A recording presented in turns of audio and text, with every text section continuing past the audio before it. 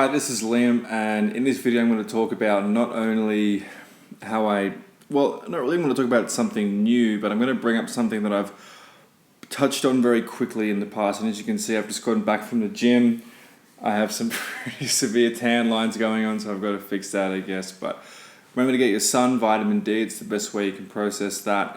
Also, don't wear sunglasses in the sun, and don't wear sunscreen, but you got to talk to a doctor about that, obviously, because too much exposure, too much of anything is a bad thing. Point of this video is cutting people out of your life that are toxic and poisonous, and this has a lot to do with low self-esteem. In fact, it has everything to do with low self-esteem. For example, if you are dating someone and your parents like them and you don't. If you are, dating someone and they're not right for you and you just don't want to be alone, so you don't have the balls to break up with them. If you're working at a job and you really believe that you could get better, but you say, I would leave, but is really, the active word here. It's really the word we're going after, because people use this all the time. And what's the phrase? It's, anything said before the word but is bullshit. I really like this painting you did, but Liam, I really like your YouTube videos, but all this sort of stuff, maybe you could swear less. Or maybe you could do this, or you could do that. Or someone might say to you, you played a really good game of tennis today, but, they're really just doing it for your feelings. If I had it my way, it would just be, how'd I go? Well, this was bad, this was bad, this was bad. It's like, oh, okay, well, just really toughen them up. That's how I view the world anyway. It works as far as I'm concerned. Just take a look at my latest Instagram post. That shit worked really well. Anyway, so once again, I'll say it again. No one has told me they've read it yet, but the best book, and it's for men and women, it's a book called No More Mr. Nice Guy. And it's really about cutting people out of your life after you are just, basically a pussy, whether you're a girl or a guy. Now, there are different...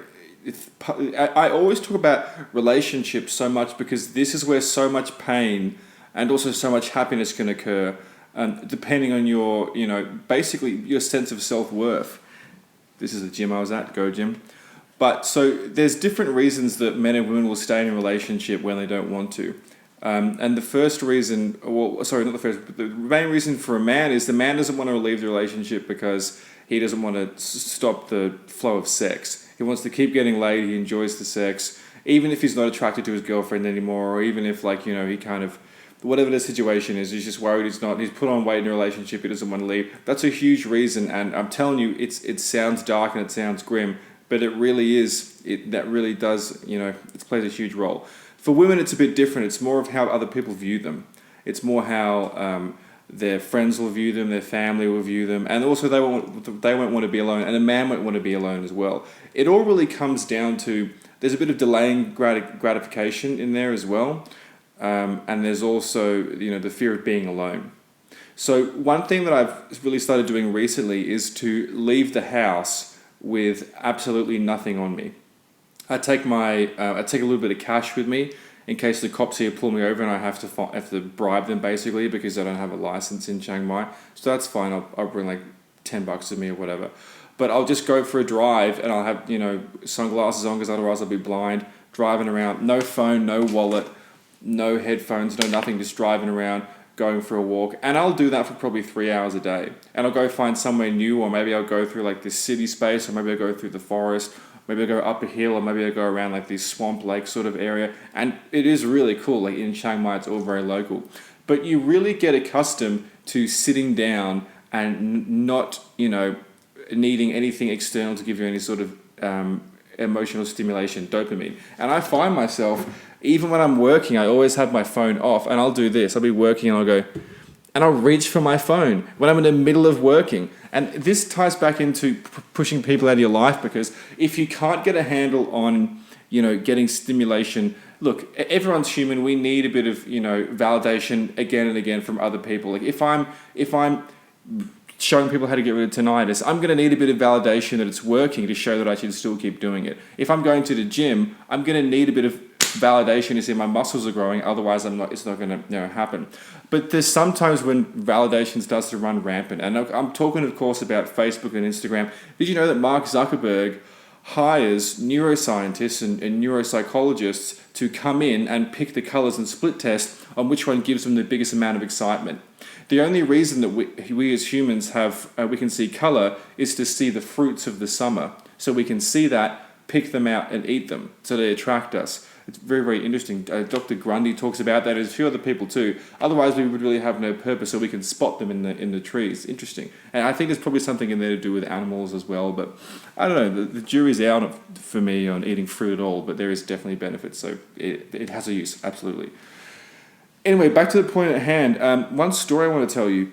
There was a guy I was helping with tinnitus, and he said, my advice helped him and it was going well, and like the regular stuff, cold showers, fasting, all that sort of stuff, just the regular, stuff I advise. But he said the number one, this is interesting here, thing that helped him was kicking his girlfriend to the fucking curb. Just done, cold turkey, out of my life. And the reason was because her parents were Muslim, she was Muslim, so they believed in the Quran, which is the religion of Islam. And he wasn't. And they would always give him trouble, and they'd always tell her to leave him, or like he has to convert. Because in Islam, you can convert like that. Like you just have to basically pledge your allegiance to Allah or Muhammad, I can't remember. People are doing it on the street in England. It's just like, you can just, whatever, like welcome to the club, I guess. But he was like, no, I'm not about that. Like, I'm not religious, or whatever his reason was. And years of stress, he said, fuck it, I'm out. And he bounced and got out, and his tinnitus went all the way down, basically down to the point where it's nearly gone. If you're watching this video now, maybe you can comment if you want to comment. If you don't, that's fine. It's up to you. It's your personal life. But I just wanted to share that story because it's so interesting. And I've had other stories like that too. And this has to do with work. This has to do with parents. This is interesting too. You don't owe your parents anything. They're the ones who chose to fuck, whether you were an accident or not. You were born, and then they chose to either, give you away and give you to foster home, or maybe you had a beautiful upbringing like I did. I had a great upbringing, fantastic parents, couldn't have asked for better parents. Had a brother, we'd always fight.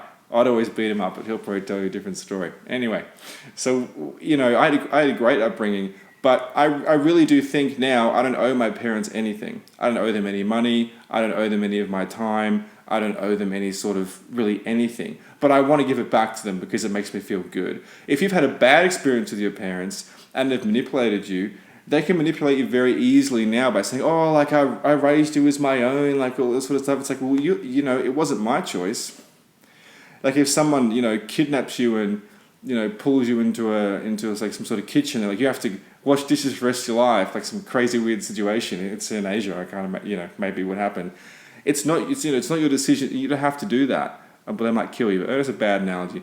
But you get what I'm trying to say here. You don't owe your parents anything. Same with a relationship. I've broken up with girls over text before. Recently, in the recent past, just because I know the girl, and I think guys, tell me if you get this too. When you're with a girl and she's really sweet and lovely, and a couple of months goes by, and you're like, you know what, I'll make her my girlfriend, or she ever asked you out, or whatever, and your boyfriend and girlfriend, and then a couple of weeks into that, she just completely changes. I have no idea what it is. So now I'm like, fuck, I'm never doing that again. Like, fuck that. So, I kind of talk to them, and like, this is for guys and girls. I'm sure this happens both ways. I'm positive it happens both ways. It's not just girls. That's silly. But, guys change, girls change, whatever it is.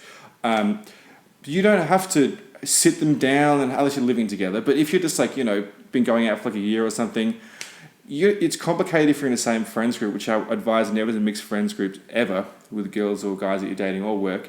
But you can just break up with them over text. And I know it seems harsh. And you might think like, oh, Liam, you don't know anything about life. And I get that. I get that all the fucking time. I get that all the time. But why don't you just compare your life to mine? I travel the world. I do what I love. I'm relatively successful, okay? I have money to invest in my own education. I'm helping people get rid of tinnitus, which is supposedly an incurable problem. I'm very happy. I live in a nice apartment in Chiang Mai. And I, spend time with my friends, and I spend time with the girls and guys that I want to spend time with. So I'd say I've got it pretty locked on the lockdown. So take a look at that. But back to what we were talking about before, think about where you get your education on relationships and work from. Think about it. Because I've thought about this a lot, really hard. And where you really get it from, okay, is movies and music. Think about that. It really is. Have a quick think.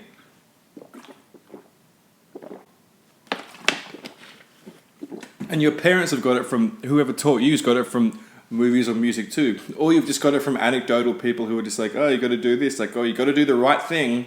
You got to do the right thing and do this and do that. Whereas that advice is really poor, because you got to remember, you can always rely on people to be people in you. Your boss is going to manipulate you into staying into your job.